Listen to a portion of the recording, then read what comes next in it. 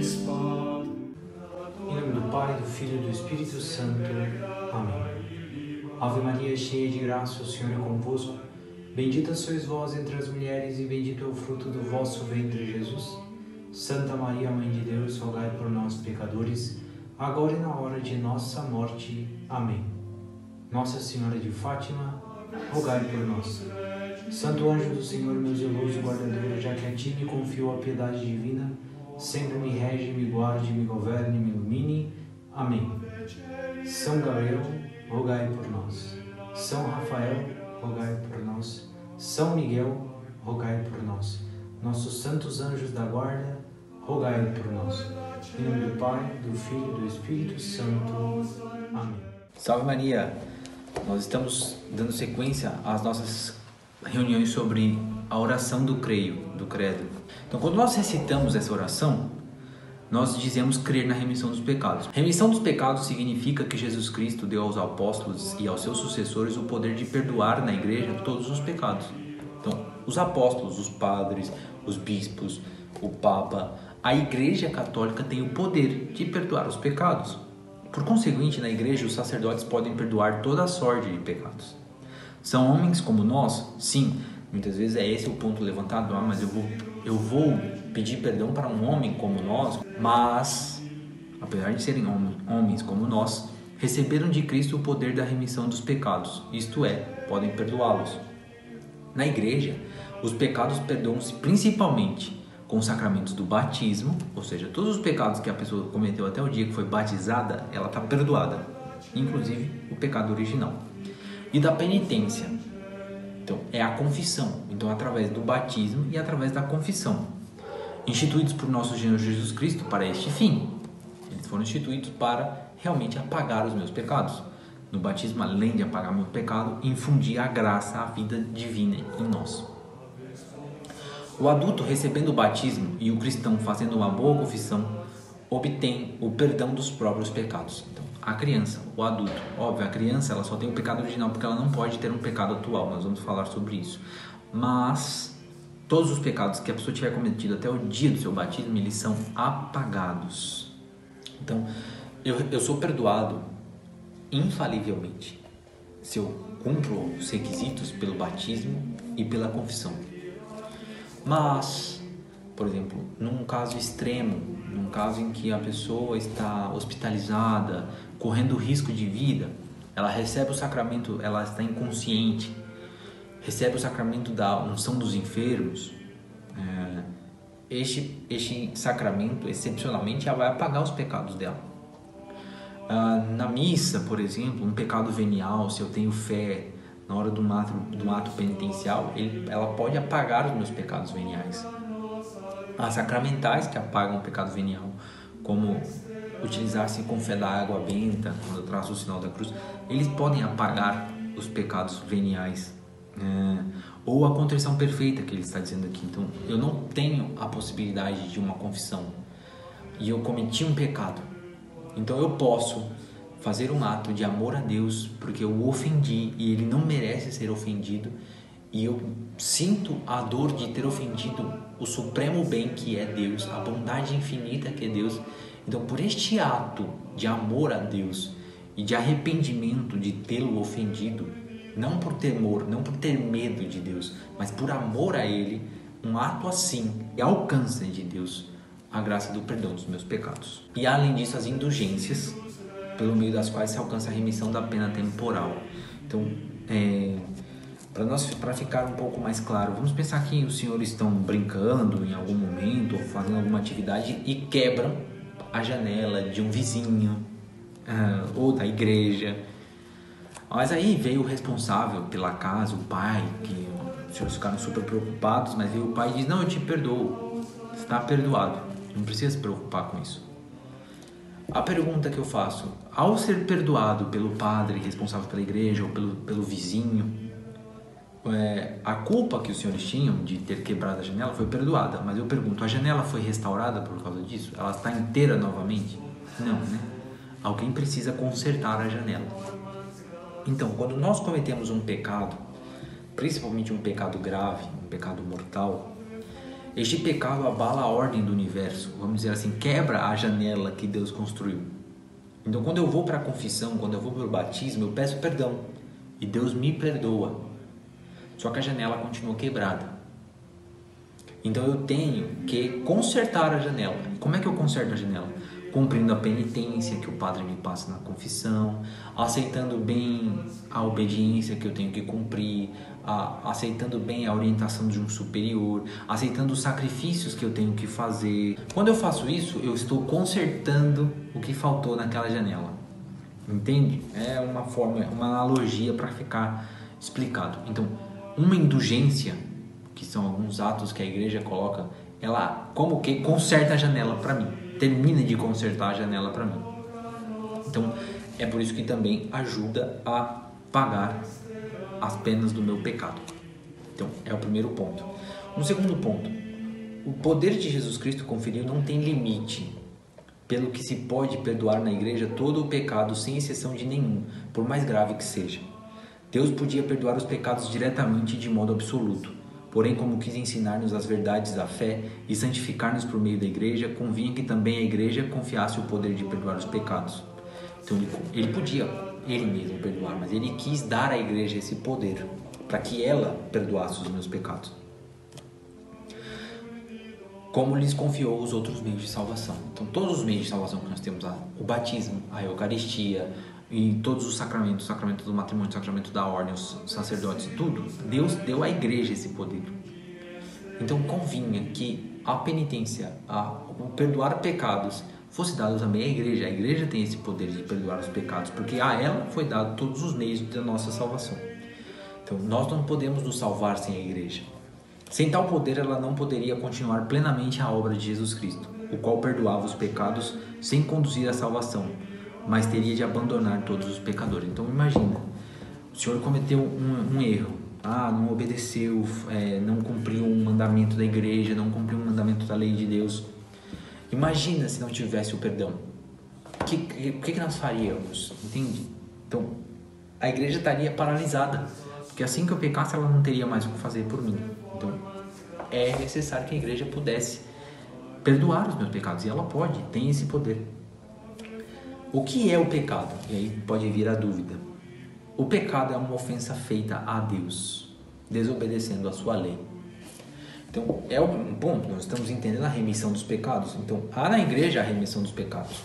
Isto é o poder de perdoar. Qualquer pecado que cometamos é uma ofensa a Deus. Ofensa pela desobediência à sua lei, isto é, aos seus mandamentos. Então, um pecado é uma desobediência a uma ordem que Deus deu, a uma lei que Deus me deu, que são os 10 mandamentos, que são as leis da igreja e assim sucessivamente.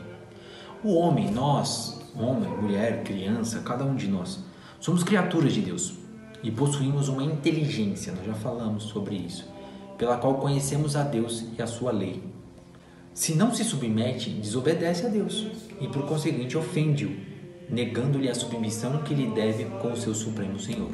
Então, é simples, é como se os senhores na sua casa, o seu pai, a sua mãe, o superior, alguém coloca uma ordem, uma restrição. Olha, não faça isso. E eu vou e faço. Eu desobedeci. Eu podia ter obedecido, mas eu desobedeci. Essa desobediência é uma ofensa à autoridade daquele que me mandou fazer aquilo. Então, essa desobediência, quando aplicada a Deus, é um pecado. Então, e nisso, desobedecendo a Deus, eu o ofendo e eu nego a submissão que eu deveria ter a Ele como meu Senhor. Um pai, como eu estava explicando, tem o direito de ser obedecido pelos filhos e justamente se reputa ofendido pela desobediência deles. E não deveria Deus, que tem supremos e infinitos direitos sobre os homens, criatura sua, reputar-se ofendido pela desobediência do homem, que lhe deve tudo a Ele, vida, bens e etc. Nós devemos a Deus. Então, um pecado é uma desobediência à lei de Deus. Mesmo quando se transgridem os pecados, os preceitos da igreja, porque a igreja foi fundada por Jesus Cristo e recebeu dele o poder de instituir preceitos, e por isso quem desobedecer à igreja, desobedece a Deus, que no 4º mandamento nos preceitua a submissão e a obediência aos superiores que têm autoridade sobre nós. Então Deus estabeleceu que é necessário obedecer um superior estabelecido. Então, um pai, a mãe, o padre na igreja, eu devo obedecer. E quando eu desobedeço uma autoridade legítima, eu estou desobedecendo a autoridade que veio de Deus. Eu desobedeço ao próprio Deus que colocou isso nas suas leis. Quem desobedece a esses superiores desobedece a Deus, de onde vem todo o poder, e por isso mesmo peca contra o quarto mandamento. Então é um pecado, uma desobediência a Deus. Porque por isso se vê que o único verdadeiro mal do mundo é o pecado. O mal do mundo, por exemplo, é o coronavírus. Um coronavírus é um mal, mas o mal do mundo é o pecado, pois que por si mesmo, como ofensa a Deus, é mal de Deus. Então é uma ofensa que eu estou fazendo ao próprio Deus, que é infinito. Se nós pensarmos nessa verdade, se os senhores começarem a pensar nessa verdade, não vos acontecerá o que acontece a alguns meninos: falar do pecado como de coisa nenhuma, como se fosse uma coisa sem nenhuma importância.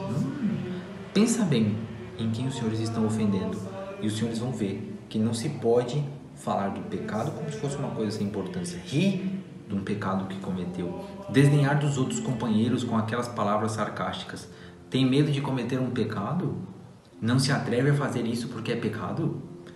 Só uma grande ignorância ou uma malícia diabólica podem pôr nos lábios de um cristão palavras tão horrendas. Então nunca brincar com o pecado. Nunca. Tal outro amigo meu, uma amiga minha não comete um pecado, por que eu vou zombar disso? Ela não está ofendendo a Deus, ela está fazendo o que é certo. Então pensa bem em quem nós estamos ofendendo quando nós cometemos um pecado, e nós nunca mais iremos cometê-los. Então continua o catecismo. De quantas espécies é o pecado? O pecado é de duas espécies: original e atual. O pecado original é o pecado que a humanidade cometeu em Adão, sua cabeça, e que de Adão todos os homens contraem por descendência natural. Entre os filhos de Adão, foi alguém preservado do pecado original? Entre os filhos de Adão, foi preservada do pecado original só Maria Santíssima. Nós vemos isso, é um dogma. A qual pode, por ter sido escolhida para Mãe de Deus, foi cheia de graça e, portanto, sem pecado desde o primeiro instante. Por isso a igreja celebra a sua Imaculada Conceição. Então o catecismo segue. Como se apaga o pecado original? O pecado original não é uma culpa nossa, voluntária. E por isso, como por ele não merecemos nenhuma pena, nenhum castigo, também para o apagar de nossa alma não temos que nos sujeitar a nenhum sacrifício. Como se apaga o pecado original? O pecado original apaga-se com o santo batismo. Ou seja, nós nascemos com a culpa do pecado original. Por quê? Porque nossos primeiros pais pecaram e nós nascemos sem a graça de Deus que nós deveríamos ter, que viria dos nossos pais, como Adão e Eva e assim sucessivamente. Mas nós perdemos a graça nos nossos primeiros pais. Então, como nós recuperamos ou como nós apagamos o pecado original? Através do batismo, que apaga todos os pecados até ali, incluindo o pecado original, e nos dá a graça de Deus. Então, esse é o pecado original. Nós já havíamos falado sobre o pecado original. Agora, o que é o pecado atual? Porque nós falamos que existem dois tipos: o pecado original, já estudamos, o pecado atual. O pecado atual é aquele que comete voluntariamente a pessoa que tem o uso da razão. Então, o que se explica disso? Voluntariamente é porque eu quero. Então, quando eu faço alguma coisa é porque eu quero. Eu quero desobedecer. Minha mãe mandou fazer tal coisa, meu pai mandou fazer tal coisa, a lei me manda fazer tal coisa, e eu não faço. Eu não quero fazer, eu não faço porque eu quero. Então é voluntário, é pela minha vontade e porque eu tenho uso da razão. Sim, claro, uma criança que não tem uso da razão, ela não sabe, ela não tem claro por que ela está fazendo aquilo ou aquilo outro, ela não pode ter para si um pecado, porque ela não está fazendo aquilo com o uso da razão, de conhecimento, né? De quantos modos se comete o pecado atual? O pecado atual comete-se de 4 modos, isto é, por pensamentos, por palavras, por atos, por obras e por omissões. Então, para explicar, o pecado original, que consiste simplesmente na privação da graça santificante, não fomos nós que o cometemos, desobedecendo a lei de Deus. O pecado que cometemos desobedecendo a lei de Deus denomina-se atual. Ou seja, o pecado original nós recebemos a culpa de não estar na graça de Deus. Mas o pecado atual não, aí sou eu que cometo.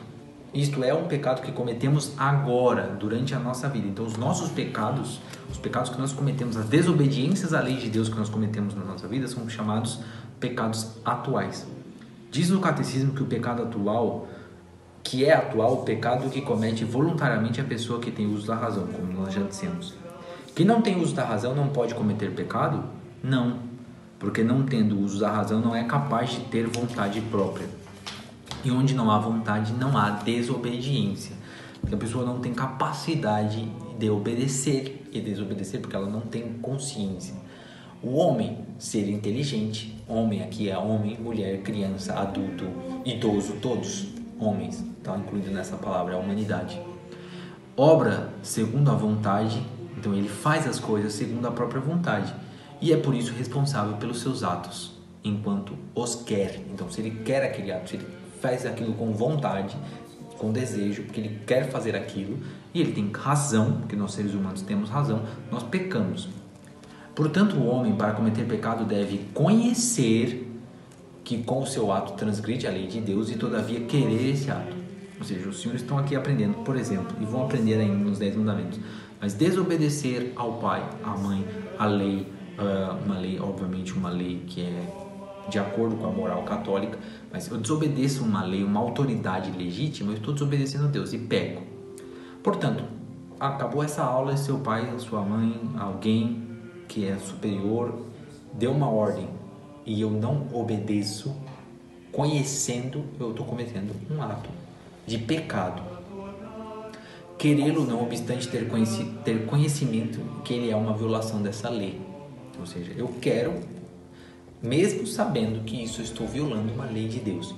Por isso as crianças aqui, que ainda não têm o uso da razão, e as pessoas que ou nunca o atingiram ou perderam, não são capazes de pecar. Então a pessoa que perdeu o uso da razão, ela não tem mais o uso da razão, ela não tem capacidade para cometer um pecado.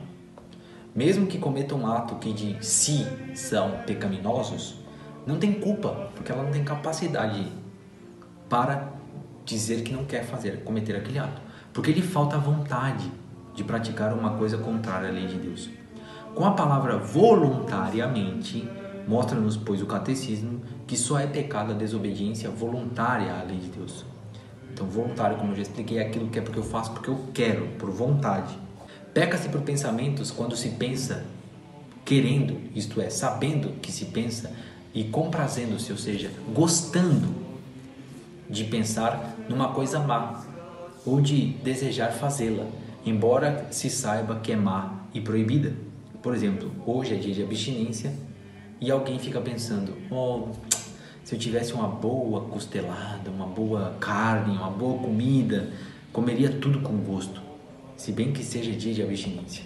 Então, eu sei que é um dia que eu deveria me abster de comer carne, mas eu fico o dia inteiro pensando, se tivesse uma carne aqui, eu comeria agora. Eu estou pecando por pensamento, porque é correto obedecer à lei de Deus. Então, quando eu, no meu pensamento, estou desobedecendo, se tivesse eu desobedeceria, eu estou pecando. Ele, portanto, pensa e gosta desse pensar, gosta de pensar uma coisa que é má. Por isso, perante Deus é culpado. Ao contrário, um outro pensa e diz, se hoje não fosse dia de abstinência, como eu comeria carne com todo gosto? Este não comete pecado, porque não pensa em transgredir a lei, antes mostra querer observá-la, manifesta o que faria hoje se não houvesse a lei da abstinência. Ele está dizendo assim, se hoje não fosse dia de abstinência, dia de jejum, eu comeria, mas como é dia de jejum, eu vou obedecer à lei de Deus. Então, ele está cumprindo a lei de Deus. Peca-se também por palavras. Quando se proferem palavras proibidas que ofendem a Deus, ao próximo, como, por exemplo, blasfêmias, calúnias, maledicências, palavras e canções desonestas, conversas más, etc. E aqui entra palavrão, palavras desonestas, palavras e canções desonestas. Falar palavrão é pecado, ofende a Deus. Então, eu posso pecar por palavras. Peca-se por obras, quando se praticam atos proibidos, contrários aos preceitos negativos, isto é, aqueles que nos proíbem fazer uma coisa, por exemplo, roubar, matar. Peca-se por omissões quando voluntariamente se deixa de fazer o que está mandado. Desobedece não com uma obra má, mas por não fazer o que não só é bom, mas bem mandado. Como, por exemplo, aquele que, embora podendo, não houve missa em dia santo. Então, eu podia ir para a missa, eu sei que eu tenho que ir para a missa, mas eu não fui para a missa. Ou seja, ele não cometeu um ato, uma obra má, ele omitiu de fazer o que é bom, que é ir à missa. Então, de quantas espécies é o pecado atual? O pecado atual é de 2 espécies, mortal e venial. Então, o que é o pecado mortal? O pecado atual pode ser ou mortal ou venial. Todo pecado é uma transgressão à lei de Deus, como nós já dissemos. Para ser mortal é necessário que essa transgressão corresponda a 3 condições. Faltando ainda que seja uma só delas, já não é mortal. A transgressão deve ser, então o pecado, para ele ser mortal, ele tem que ter 3 características. A primeira tem que ser uma matéria grave. O que é uma matéria grave? É aquilo que viola um ponto importante da lei de Deus, ou seja, os mandamentos da lei de Deus. Qualquer um daqueles 10 mandamentos é uma matéria grave. Então, se eu estou cometendo um pecado contra algum dos 10 mandamentos, é o primeiro aspecto para que seja um pecado mortal. Então, nos casos particulares, nos diz, podemos julgar se uma coisa é grave ou não, recordando a doutrina dos mandamentos do catecismo, das práticas e escutando a voz da consciência. Então, esse é o primeiro aspecto, tem que ser uma matéria grave. Uma matéria grave é aquilo que está nos 10 mandamentos da lei de Deus, nos mandamentos da igreja, e se eu cometo um ato que vai contra isso, eu estou pecando mortalmente. Há pecados que são mortalmente em si mesmo, há pecados que são mortalmente pelas circunstâncias em que eles estão, há pecados que são de matéria grave por causa do fim que eu estou aplicando àquele ato, ou aquele ato se tornou grave pela estima que eu tenho por aquele ato. Outro ponto, o segundo ponto, então esse é o primeiro, tem que ser uma matéria grave. O segundo ponto, com plena advertência, ou seja, a plena advertência quando sabemos que o que estamos para fazer ou para omitir é gravemente proibido ou ordenado. Não é necessário pensar no mal do pecado, basta saber que se faz coisa gravemente má. Falta a plena advertência quando se obra por distração, com o espírito confuso entre o sono e a vigília, etc. Nestes casos, o pecado já não é mortal. Se a advertência falta completamente, não há pecado algum. Então, o primeiro ponto tem que ser de uma matéria grave. O segundo ponto eu estou fazendo porque eu sei, eu tenho ciência, eu tenho consciência de que aquele pecado, de que aquele ato vai ser uma grave ofensa a Deus. De que aquele ato é uma ofensa a Deus. Então, quando eu tenho essa consciência, então é o segundo aspecto que eu preciso para que um pecado seja grave. E o terceiro, com consentimento deliberado, isto é, quando se sabe que uma coisa é má e todavia se faz voluntariamente, porque quer fazer. As paixões, especialmente o temor e a ira, a provação grave, podem diminuir a força da vontade, atenuando a culpa, e torná-la às vezes até venial. Falta também o consentimento deliberado quando alguém obra constrangido por violência física. Por exemplo, um dia santo, um menino ia à igreja ouvir missa, no caminho encontrou-se com outros meninos que o seguraram à força e não o deixaram passar adiante. Esse menino não pecou porque não consentiu em violar a lei da igreja e por isso faltava o seu consentimento. Então, para resumir esse ponto, que talvez até corte o que está para trás, para que um pecado seja grave, ele precisa ter 3 aspectos. Matéria grave, ou seja, está nos 10 mandamentos da lei de Deus, está nas leis da igreja, e eu faço alguma coisa contra aqueles mandamentos, é uma matéria grave. 2, eu tenho que ter consciência disso. Eu tenho que conhecer aquele ato que eu vou realizar como, olha, isso aqui vai contra um mandamento. Eu tenho consciência disso. 3, sabendo, ou seja, é uma matéria grave, eu tenho conhecimento que é uma matéria grave e eu quero mesmo assim fazer. Então eu peco mortalmente. Então, um exemplo. Os senhores têm obediência a um superior, a um pai, a mãe, a um superior. Ele me mandou fazer algo. Então eu já sei que os mandamentos da igreja me diz que eu devo honrar pai e mãe e que nesse mandamento está contido que eu tenho que obedecer a uma autoridade legítima. Ele me mandou fazer algo. Então, quando ele me mandou fazer algo, eu já sei que se eu desobedecer é uma matéria grave e eu sei que desobedecer a uma matéria grave é um pecado grave. E mesmo sabendo, eu vou lá e desobedeço. Faço aquilo, uma desobediência.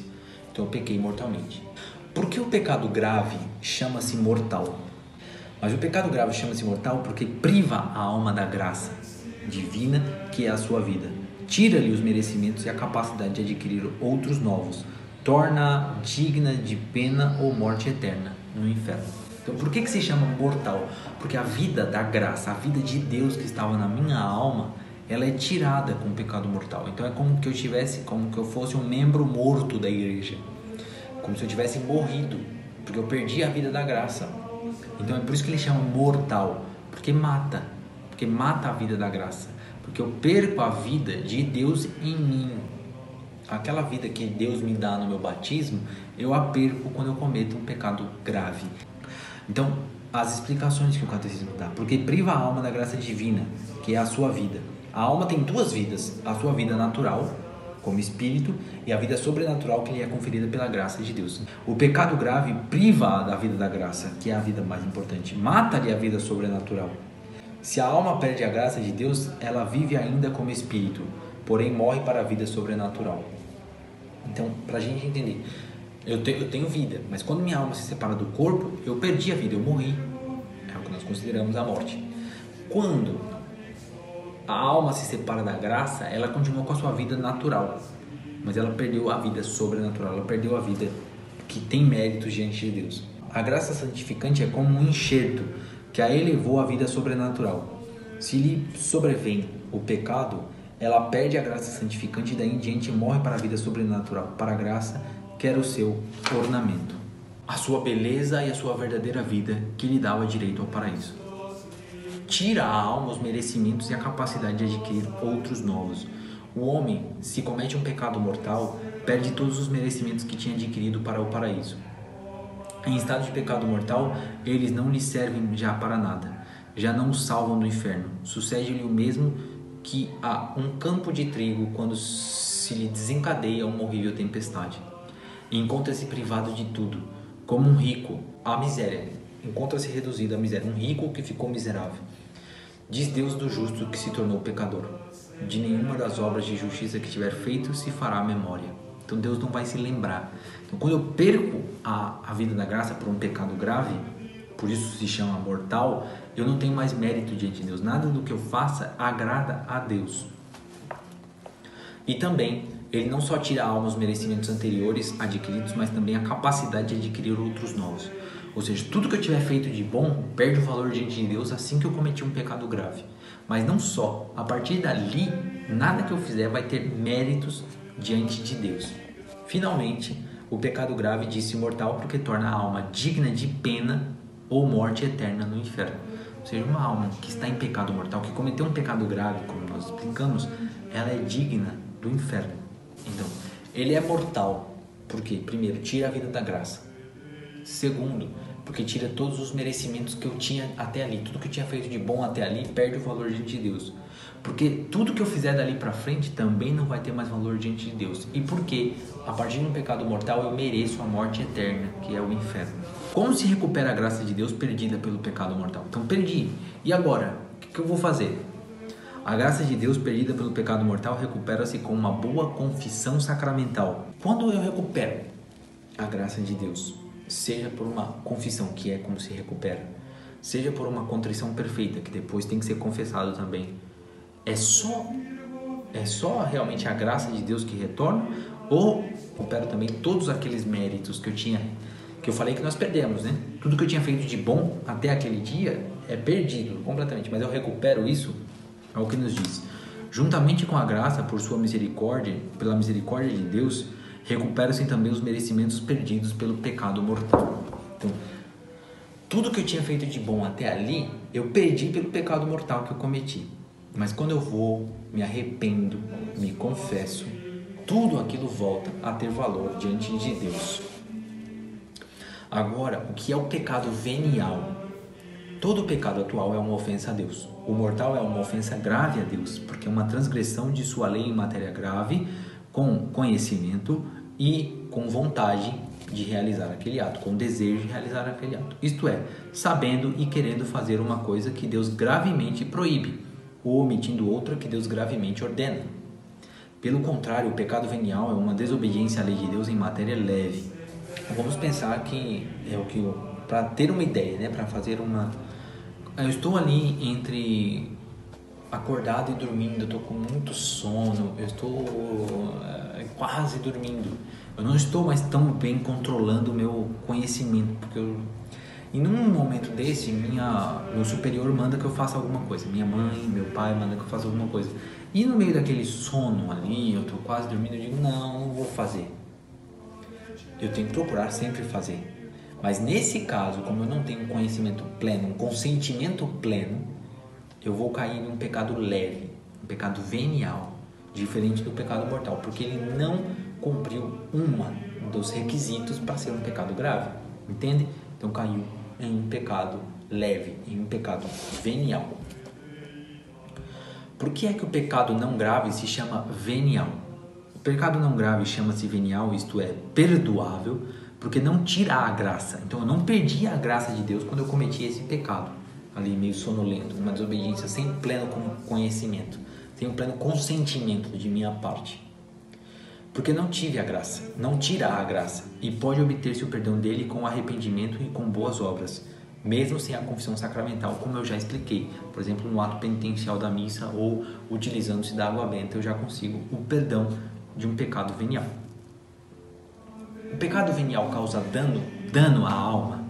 O pecado venial causa dano à alma porque a esfria no amor de Deus e a dispõe para o pecado mortal e a torna digna de penas temporais nessa vida e na outra. Então, eu expliquei aqui o pecado venial, sim. E aí os senhores podem pensar assim, então se não é um pecado grave, então eu posso cometer pecados veniais, está tudo bem. Não está tudo bem, ele causa um mal à minha alma, e eu não posso cometê-lo.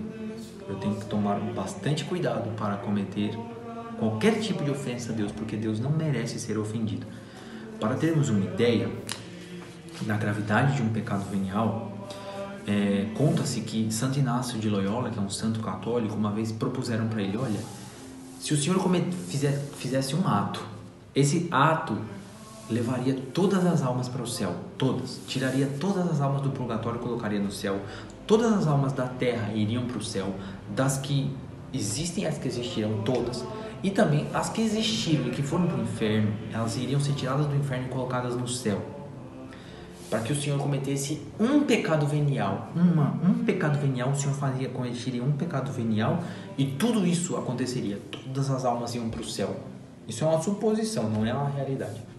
E Santo Inácio respondeu, nada justifica uma ofensa a Deus, mesmo que leve. Então nós temos que ter isso bem conscientes. Nós não podemos ofender a Deus nunca, mesmo que seja um pecado venial. Nunca, nada justifica ofender a Deus. Então o catecismo continua. Os pecados são todos iguais? Os pecados não são todos iguais. E como alguns pecados veniais são mais leves do que outros, assim alguns pecados mortais são mais graves do que outros. Entre os pecados mortais, quais são os pecados mais graves? Quais são o pior tipo de pecado? Entre os pecados mortais, são os mais graves os pecados contra o Espírito Santo e os que bradam ao céu. Estes são os pecados mais graves. Por que é que os pecados contra o Espírito Santo são os mais graves? Os pecados contra o Espírito Santo são dos mais graves, porque com eles o homem se opõe aos dons espirituais da verdade e da graça, e por isso, ainda que possa converter-se, dificilmente se converte. Entre os pecados mortais, são os mais graves os pecados contra o Espírito Santo e os pecados que bradam ao céu. Então, quais são os pecados contra o Espírito Santo? Resumidamente, não dá para entrar em cada um. Primeiro, desespero de salvação. Então, não adianta, eu não vou me salvar, eu não vou para o céu, não tem jeito, eu não vou me salvar, Deus não pode me salvar, eu sou ruim mesmo. Isso é um pecado contra o Espírito Santo. Não pode. Mas pelo oposto também, presunção de se salvar sem merecimento. Ou seja, não importa o que eu faça, Deus vai me levar para o céu. No final das contas, todo mundo vai para o céu. Não importa se cumpre os mandamentos, se não cumpre, vai para o céu. Isso é também um pecado contra o Espírito Santo. Contradizer uma verdade conhecida por tal. Ou seja, eu sei que Jesus Cristo é Deus, mas eu começo a dizer, não é Deus não, ele é um homem como nós. Isso é desdizer uma verdade conhecida, isso é um pecado contra o Espírito Santo.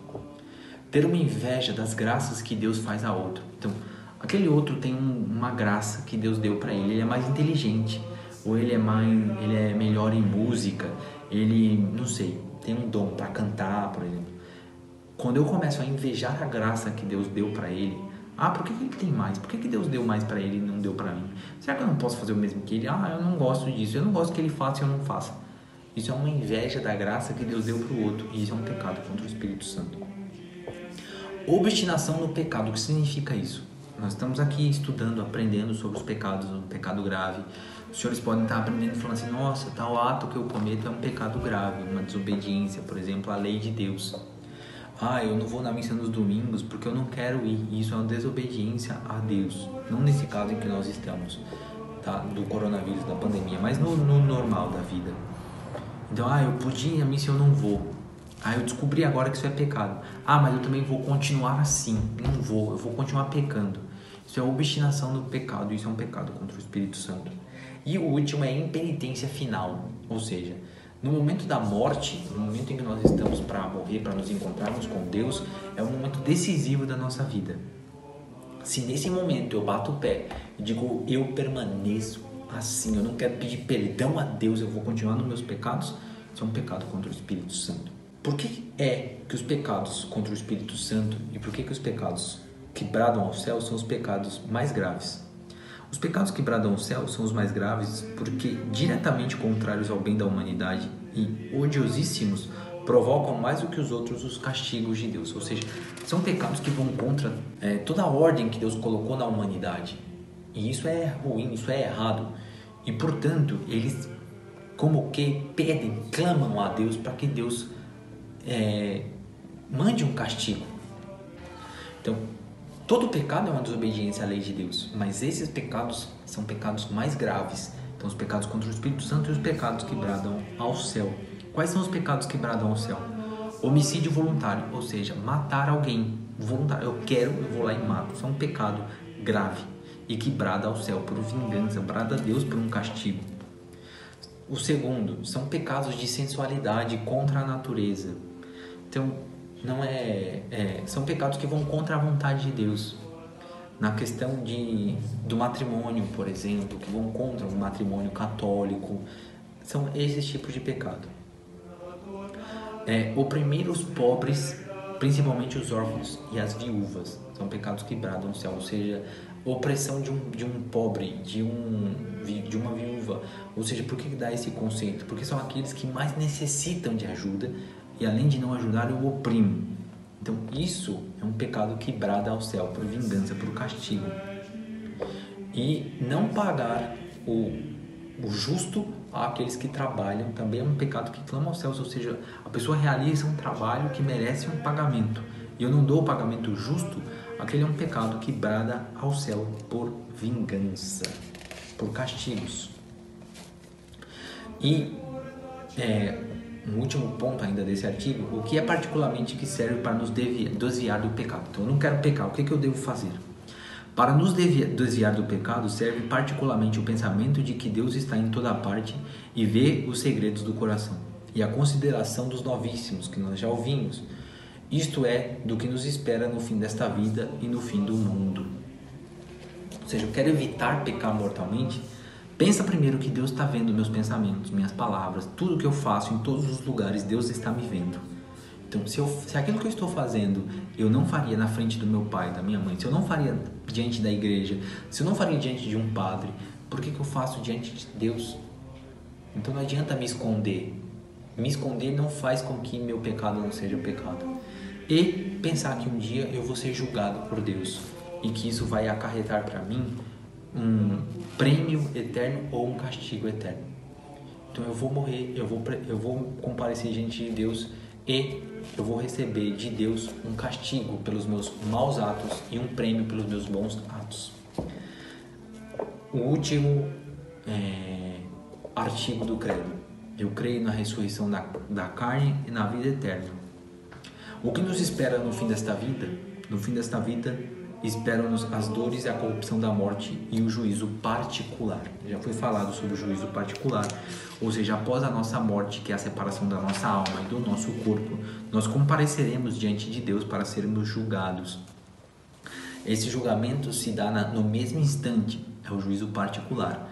E eu vou receber de Deus os castigos pelos meus atos maus e os prêmios pelos meus atos bons. Se eu estiver na graça de Deus, se eu morri sem ter pecado mortal, ou se meus pecados mortais estavam confessados, então eu vou para o céu, seja passando pelo purgatório ou não. Se eu morri fora da graça de Deus, ou seja, se eu pequei mortalmente, então eu vou para o inferno. O que é que nos espera no fim do mundo?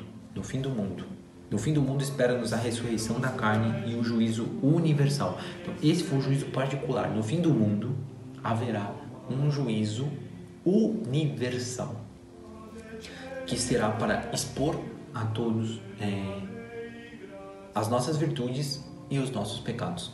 E há muitas justificativas que a igreja dá para um juízo universal, mas alguns para que nós conheçamos. Então, por exemplo, um erro que eu tenha cometido, um mau conselho que eu tenha dado, isso teve repercussão em muitas pessoas. Naquele que recebeu, ele que repassou para o outro, ele que repassou para o outro. Então, no juízo final, eu vou conhecer até onde foram os meus maus atos, as consequências que eles teve na ordem do universo. Assim como também um ato de virtude, ele tem consequências. Então, eu falo para um colega, para um amigo, faça tal coisa boa. Ele vai explicar para o irmão dele, ele vai explicar para o amigo, vai explicar para o... E assim sucessivamente. Então, um ato de virtude meu. Além disso, no meu juízo particular, é só minha alma. No juízo final, minha alma vai ressurgir, meu corpo vai ressurgir, vai se unir novamente à minha alma, e eu vou ter de novo corpo e alma. E aí vai ser o momento de ter um juízo universal para que meu corpo participe dos méritos, das graças, dos prêmios que minha alma recebeu. Porque ele foi instrumento, tanto para fazer um ato de virtude, quanto para cometer um ato de vício, de pecado. O que quer dizer ressurreição da carne? Ressurreição da carne quer dizer que nosso corpo, por virtude de Deus, se recomporá e se unirá novamente à alma para participar na vida eterna do prêmio ou do castigo por ela merecido. Então, se eu ressuscitar para o céu um corpo glorioso, eu vou para o céu e meu corpo se unirá à minha alma para que lá no céu meu corpo, agora juntamente com a minha alma, goze das maravilhas que Deus preparou para as almas daqueles que cumpriram a sua vontade. Agora, se eu morrer fora da graça de Deus e eu for para o inferno, meu corpo vai se unir à minha alma e vai padecer no inferno os castigos que Deus preparou. O que quer dizer vida eterna? Vida eterna quer dizer que tanto o prêmio como o castigo durarão eternamente, e que a visão de Deus será a verdadeira vida e felicidade da alma, ao passo que a privação dele será a máxima infelicidade e como que uma morte eterna. Então, só para nós entendermos, depois dessa vida, seja depois do juízo particular, seja depois do juízo universal, eu vou entrar na eternidade, não tem mais fim. Ou seja, se eu cumprir a vontade de Deus, se eu fizer a vontade de Deus, eu passarei a eternidade feliz vendo a Deus face a face. Mas se eu morrer fora da graça de Deus, se eu não cumprir os mandamentos, eu vou passar a eternidade longe de Deus e pagando com os castigos eternos que Ele preparou para as almas daqueles que morreram fora do estado de graça. Então, a palavra amém tem dois significados, um pouco diversos, segundo a ocasião em que é pronunciada. Depois da oração é uma espécie de invocação e de augúrio, ou seja, é uma invocação, eu estou reafirmando. Aconteça assim como pedi. Então, por exemplo, eu rezo um Pai Nosso e no final eu digo amém, eu estou reafirmando, por favor, aconteça como eu pedi no Pai Nosso. Seja feito assim. Depois do credo, depois do creio, é uma afirmação, um ato de fé. Ou seja, no primeiro, como no Pai Nosso, eu estou pedindo com amém, olha, que seja feito assim. No credo, quando eu estou dizendo amém, eu estou dizendo eu creio, eu afirmo tudo aqui eu disse. Creio que é verdadeiramente assim como afirmei recitando o creio. Então assim nós encerramos a nossa oração do creio, ensinando todos os artigos, e esse é um resumo da fé católica. Esperamos que todos tenham entendido bem o que foi passado. Vamos rezar agora uma Ave Maria pedindo a Nossa Senhora que nos faça entender, que nos faça viver e viver bem tudo isso que nós aprendemos durante essas aulas a respeito do creio. Vamos juntos rezar? Em nome do Pai, do Filho e do Espírito Santo. Amém. Ave Maria, cheia de graça, o Senhor é convosco. Bendita sois vós entre as mulheres e bendito é o fruto do vosso ventre, Jesus. Santa Maria, Mãe de Deus, rogai por nós, pecadores, agora e na hora de nossa morte. Amém. Nossa Senhora de Fátima, rogai por nós.